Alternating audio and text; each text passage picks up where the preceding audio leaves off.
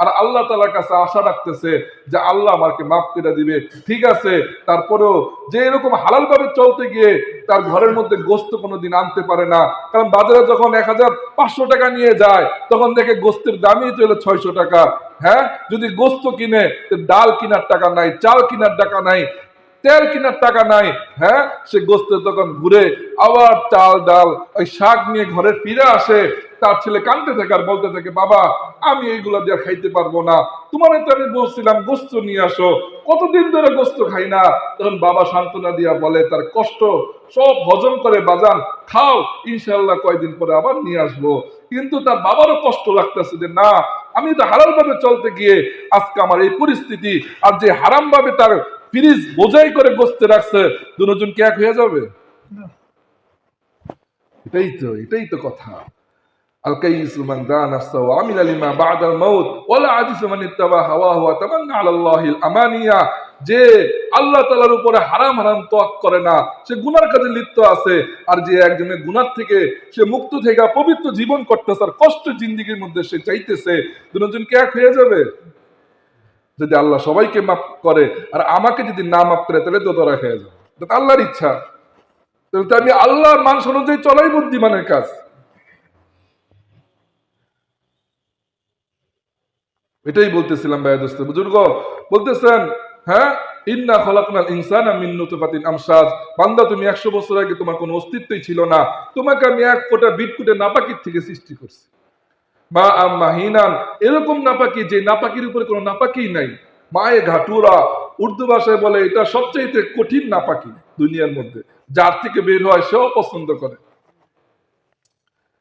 এই আয়াতে তাফসীর হাদিসে কুরসির মধ্যে আল্লাহ তাআলা বলতেছেন, ইয়া ইবনে আদম, হে বনি আদম, মা কুনতা বিশাইইন, তুমি একদিন কোনো কিছুই ছিল না। কুনতা সালবা আবিকা ওয়া কাওয়াইবি উম্মিক, তুমি তোমার বাবার পিঠে আর মার বুকের মধ্যে ছিলা। ওয়া জামাআতুহুমা, তোমার বাবার মাকে আমি আল্লাহ সুবহানাহু ওয়া তাআলা একত্রিত করছি।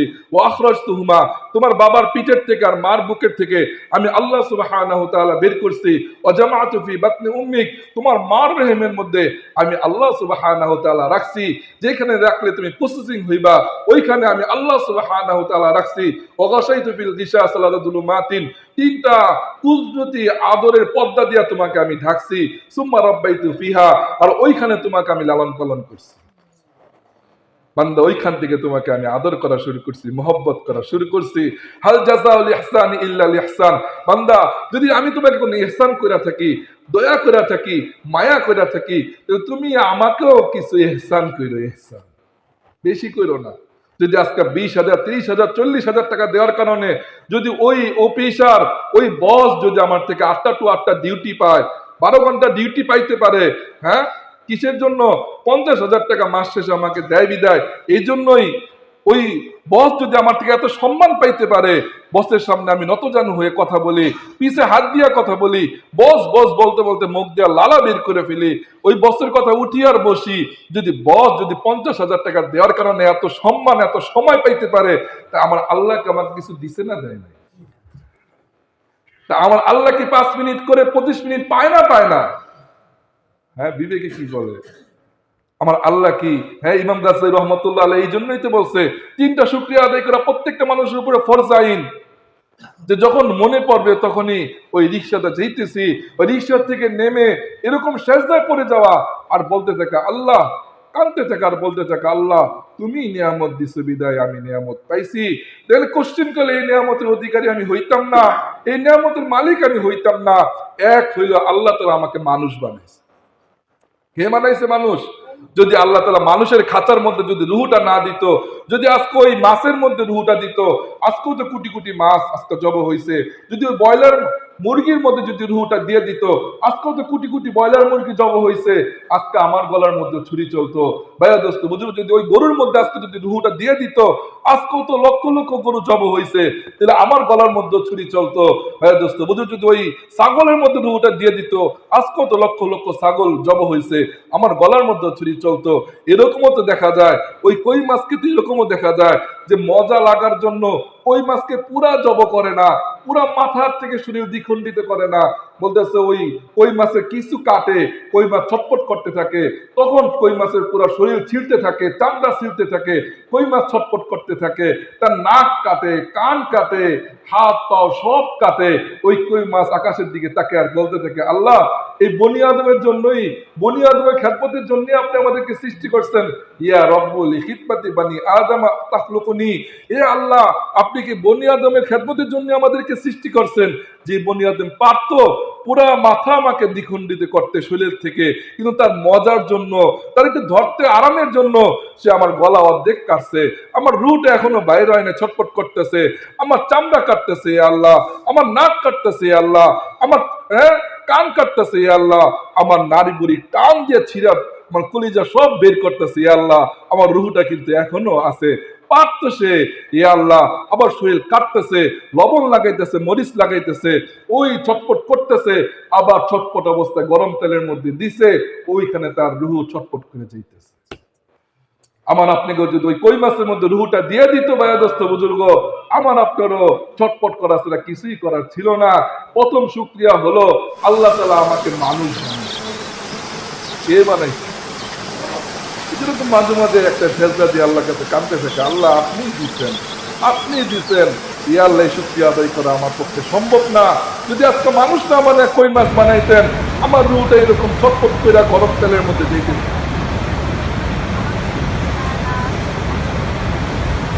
দ্বিতীয় শুকরিয়া হচ্ছে যে আল্লাহ তাআলা আমাকে মুসলমান বানাইছে। যদি আজকে মুসলমানের ঘরে না আসতাম, হ্যাঁ, যদি এক কানে আযান এক কানে ইকামত না শুনতাম, মা খাইতে গিয়ে যদি এটা আমাকে না বলতো লা ইলাহা ইল্লাল্লাহ মুহাম্মাদুর রাসূলুল্লাহ, বেটা বল লা ইলাহা ইল্লাল্লাহ মুহাম্মাদুর রাসূলুল্লাহ, আল্লাহ আল্লাহ বলতে থাকতো। আমার মা ছোটকালে আমাকে লা ইলাহা ইল্লাল্লাহ মুহাম্মাদুর রাসূলুল্লাহ বলতে থাকছে। মুহাম্মদ হচ্ছে আল্লাহর রাসূল, তোমারও রাসূল। ছোট থাকতেই আমি আমি ঈমান গ্রহণ করতে পারছি, লা ইলাহা ইল্লাল্লাহ মুহাম্মাদুর রাসূলুল্লাহ, সৌভাগ্য আমার হয়েছে। কারণ কি, আমাকে মুসলমানের ঘরে পাঠাইছে বিদায় আমার হয়েছে। যদি আজকে কোনো খ্রিস্টান হিন্দু বিধর্মী হোক, আমি দিকে থাকি, কিন্তু আমি খ্রিস্টানের ঘরে আসছি, যদি ঈমান নসিব না হইতো, ইন্নাল মুশরিকিনা ফী নারি জাহান্নাম খালিদিনা ফিহা আবাদা, সারা জিন্দেগি জাহান্নামের আগুনে জ্বলতে থাকে। এই জন্য দ্বিতীয় শুকরিয়া হচ্ছে যে আল্লাহ তাআলা আমাকে মুসলমান বানাইছে, এই শুকরিয়া আদায় করা ফরজ আইন আমার জন্য। তৃতীয় শুকরিয়া হচ্ছে আল্লাহ তাআলা আমাকে উম্মতি মুহাম্মাদী, দেশ নবীর শ্রেষ্ঠ উম্মত আমাকে বানায়। ইমাম গাজী রহমাতুল্লাহ আলাইহি বলতে এই তিনটা নিয়ামতের কথা মনে করে মাঝে মাঝে ওই পরে আল্লাহ একটা শুকরিয়া লাভ উঠে গেলা কাঁদতে থাকে, আল্লাহ আপনি দিচ্ছেন, আপনি না দিলে কোনো রকম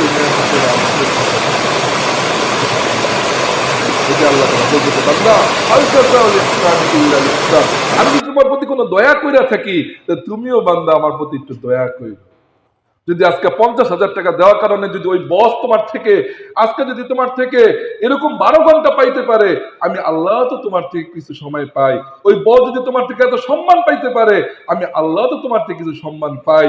ওই বস যদি তোমার থেকে এত ইজ্জত পাইতে পারে, আমি আল্লাহ তো দুই একটা সেজদা এরকম পাই যে তুমি আমার জন্য একটু হারায়া যাইবা, 5-10 মিনিট একটা সেজদা দিবা, রুকু দিবা, আমার জন্য একটু হারায়া যাইবা, যে না এটা আমি আল্লাহকে মহব্বত করে দিতেছি। আল্লাহ আমার তো ক্ষমতা নাই কোনো কিছু, কিন্তু তোমার পায়ের নিচে যদি সেজদা দিয়া তোমার জন্য একটু কাঁদতে পারি, 5 মিনিট 10 মিনিট একটু কাঁদতে পারি তোমার শুকরিয়া আদায় কইরা, এরকম কি হইছে আমার জিন্দেগি?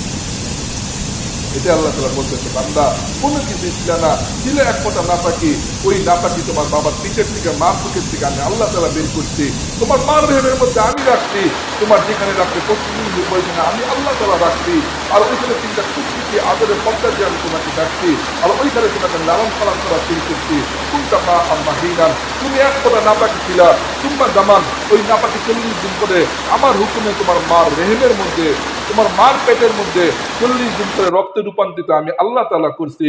সুম্মা মুদগন, আবার 40 দিন পরে আমার হুকুমে ওই রক্তের থেকে গোস্তে আমি আল্লাহ তাআলা রূপান্তরিত করছি। সুম্মা ইজামান, আবার 40 দিন পরে ওই গোস্তের থেকে হাড্ডিতে আমি আল্লাহ সুবহানাহু ওয়া তাআলা রূপান্তরিত করছি। কাসাইতু আলাইহি রাহমান, ওই হাড্ডির উপরে আমি আল্লাহ সুবহানাহু ওয়া তাআলা গোস্তের পলেপ দিছি। ওয়াবাহাইতু মালাকাল মুআক্কালি বিল আরহাম, বান্দা তোমাকে আমি এত ভালোবাসি, দুনিয়াতে আসার আগে তোমাকে আমি এত ভালোবাসি। বান্দা যে ফেরেশতা 24 ঘন্টা আমার ইবাদত করতো, ওই ফেরেশতাকে বলছি কিফ লা যরুরাতুল ইবাদাতি, ফেরেশতা তুমি থামো, আমার ইবাদত বন্দেগী করার দরকার নাই, আমার এক মহব্বতের বান্দা দুনিয়াতে আসতেছে, তুমি তাকে যে 24 ঘন্টা পাহারা দাও।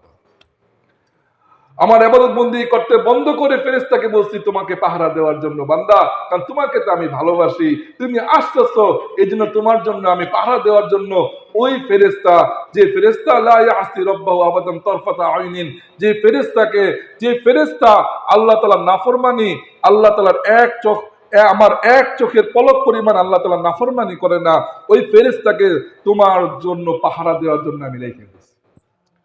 কোন ফেরেশতা? ওয়া ইয়াখলুকুল মালাইকাতা মিন নূরিহি, যে ফেরেশতাকে আল্লাহ তাআলা তার নূরের থেকে সৃষ্টি করছে, ওই ফেরেশতাকে বান্দা তোমাকে পাহারা দেওয়ার জন্য তোমার মার রেহেমের মধ্যে 24 ঘন্টা আমি রাখছি।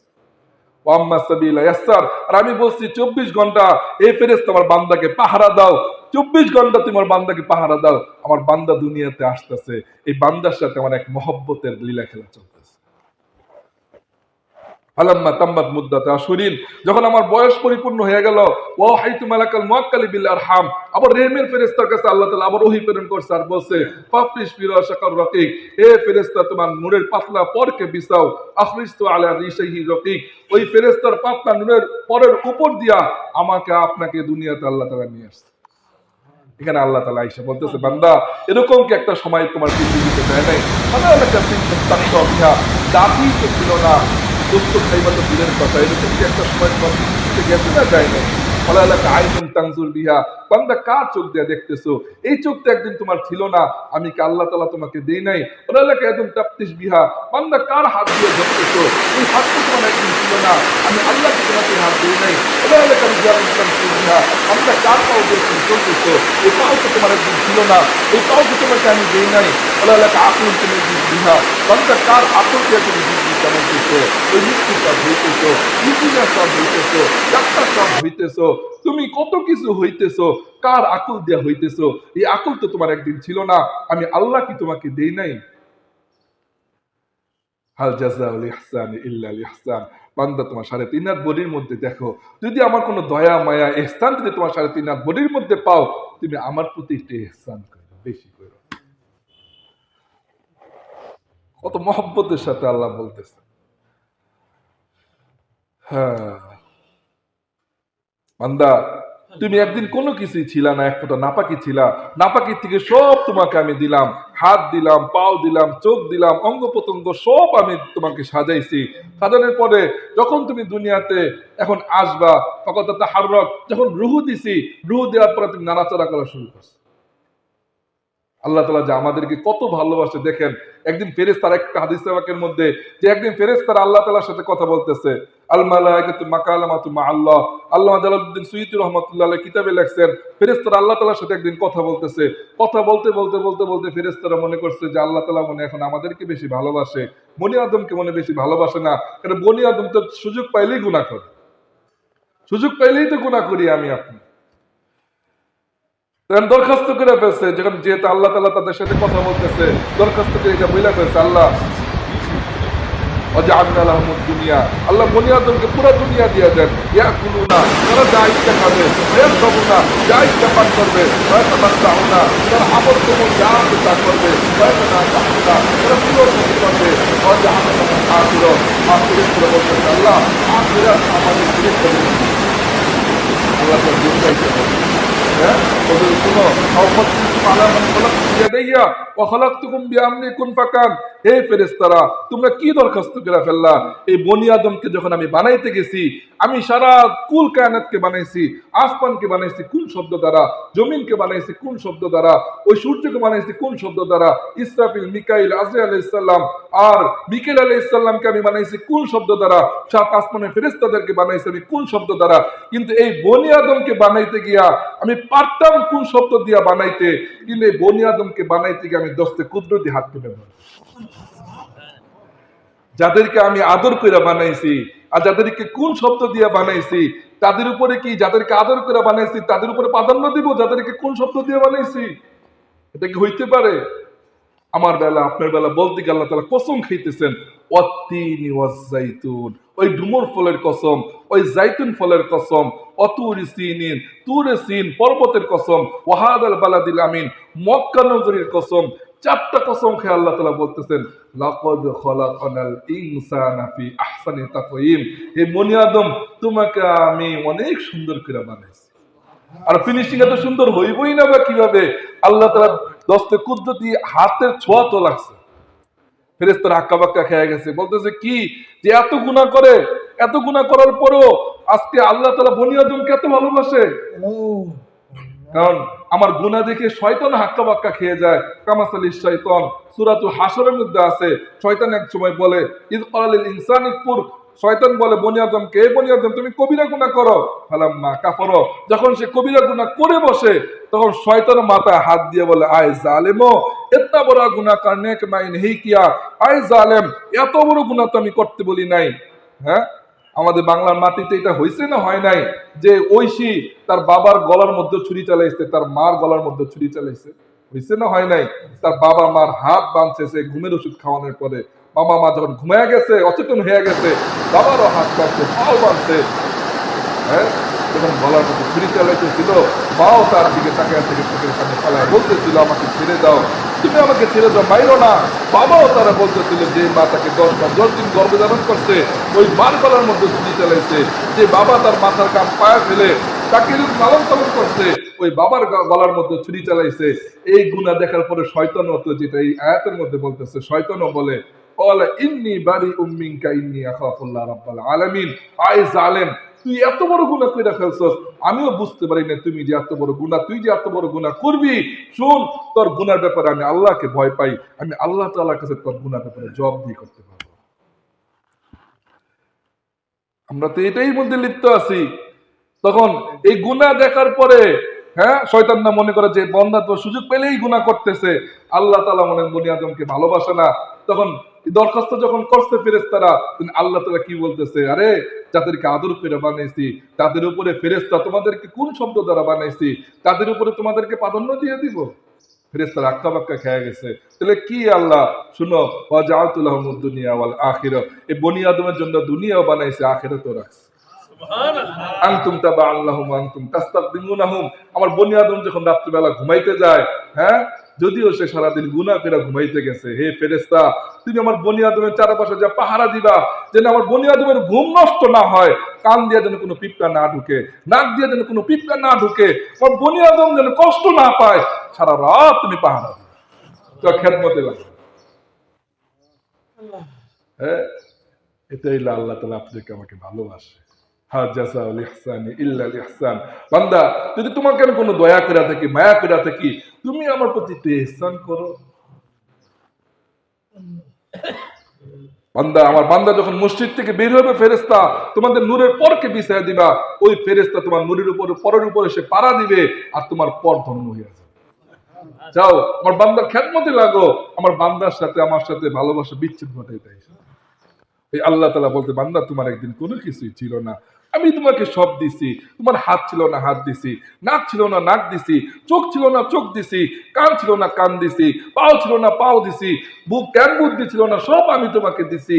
যখন তোমাকে আমি রুহুটা দিছি, নাড়াচাড়া করা শুরু করছো মার পেটের মধ্যে, এখন তুমি দুনিয়াতে আসবা, হ্যাঁ, দুনিয়ার মেহমানদারি করা আমি তোমার জন্য শুরু করে দিছি। ওয়াজআলতু লাকা হানানান ফি সাদরি উম্মিক, তোমার মার বুকের মধ্যে তোমার ভালোবাসার জাল বুনছি, তোমার বাবার বুকের মধ্যে তোমার ভালোবাসার জাল বুনছি।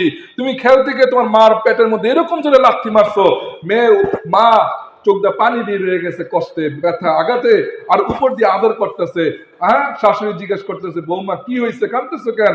তখন মা তোমার লাথির জবাবে তোমার উপর দিয়ে আদর করে বলতেছে, মা কিছু হয় না, আমার বাজান সুস্থ আছে। এই মহব্বত আমি আল্লাহ তাআলা দিয়েছি।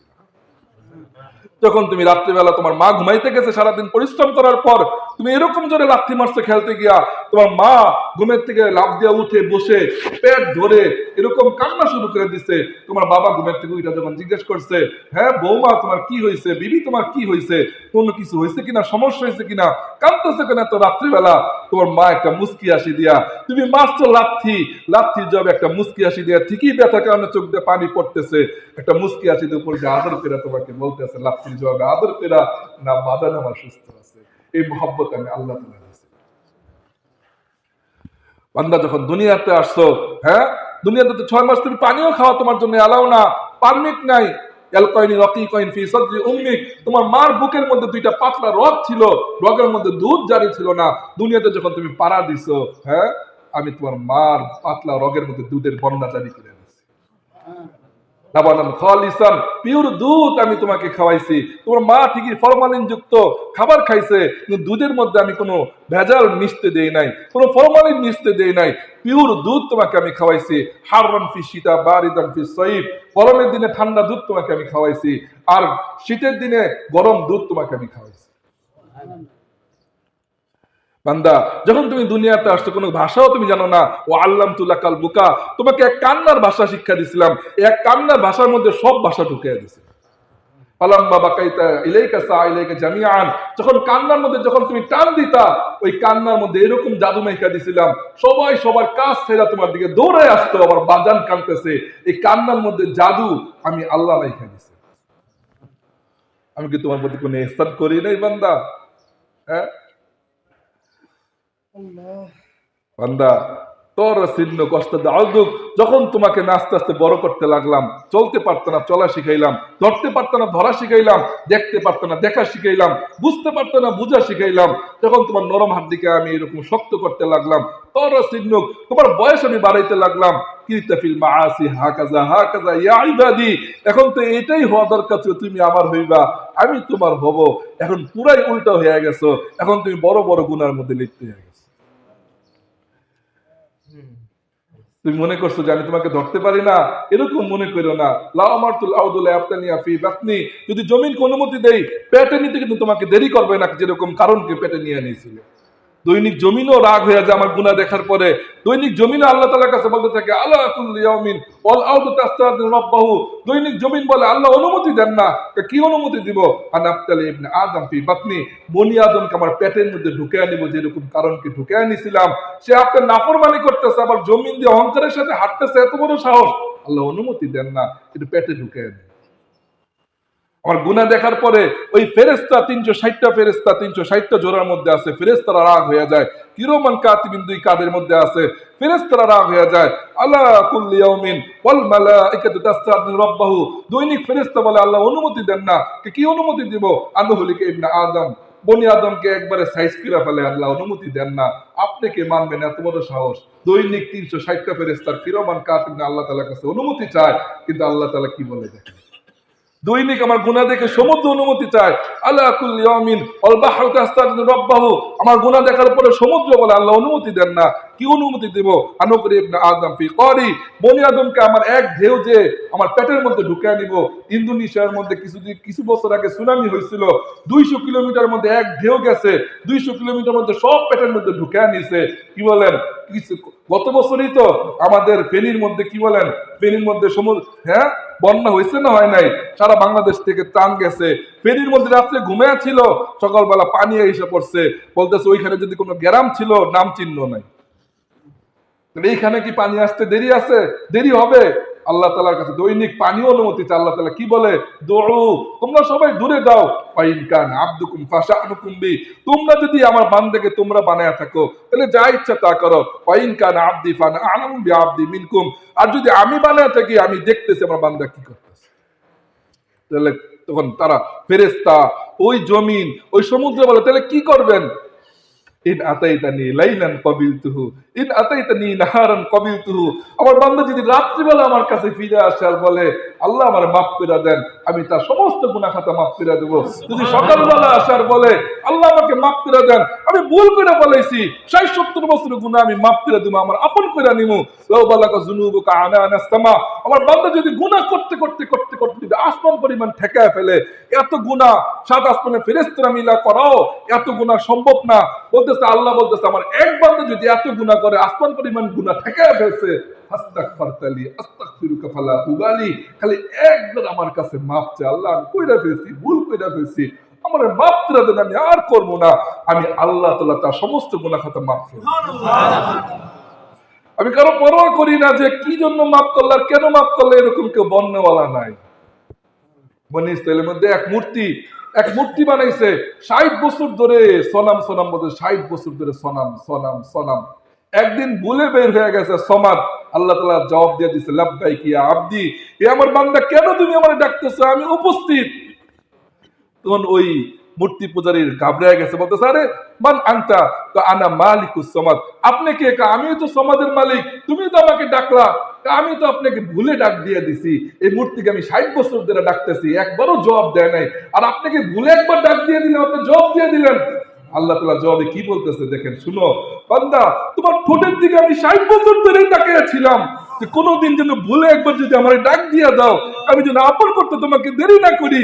আজকে 60 বছর পরে ভুলে আমার নামটা তোমার বাইর হয়ে গেছে, আর আমি তোমার আপন করতে দেরি করি না। বনি ইসরাইলের এক যুবক ছিল, তার নাম ছিল কেফেল। দৈনিক সে সারা দিন 24 ঘন্টা মদ খাইত, আর রাত্রেবেলা সে জিনা করত। দায়মি এই গুনাহ ছিল তার, দায়মি অভ্যাস। তার দিল ছিল অনেক কঠিন হৃদয়ের, সে বাদশা ছিল।